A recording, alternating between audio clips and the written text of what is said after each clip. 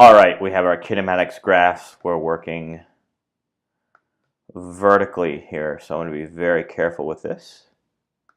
Here we go. Whoa. Okay, got it.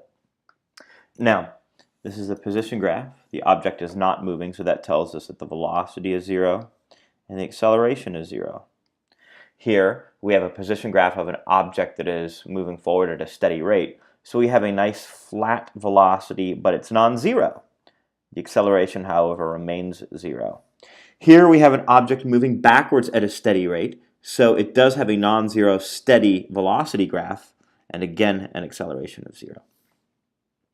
Next, we have an object that starts off slow because the slope is flat, and it gets fast because the slope is steep. And if you notice, the slope is positive in each case, which means it's moving forward. So to represent this fast slope here, I'd give it a big velocity versus a slow slope here. And so we draw a line like that. And our acceleration is positive and constant.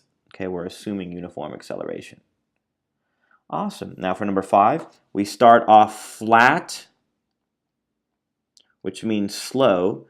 We get steep, which means fast. And as we continue, realize that we're actually going backwards since it's a negative slope. So our velocity graph goes from slow to a fast velocity with a negative steady acceleration. Here we're starting off with a nice steep slope, which is fast and positive. We wind up with a slow slope, meaning a slow moving object because the slope is flat. So we have a positive velocity that ends up at 0 because it slows to rest. And our acceleration, therefore, is negative since the acceleration wants us to go backwards. Next, we have a huge, or rather large, negative velocity. And we're slowing down to rest because our slope gets flatter, less steep.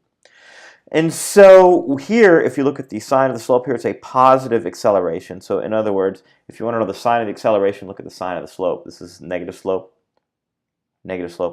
positive slope. Now here it's interesting. We start off fast, then we slow down to rest, and then we speed up going backwards. So that's what the line looks like here. And we get a nice consistent negative slope acceleration here. In other words, I'm moving forwards and the negative acceleration stops me, and then the negative acceleration speeds me up going backwards. So that is our analysis of the graphs.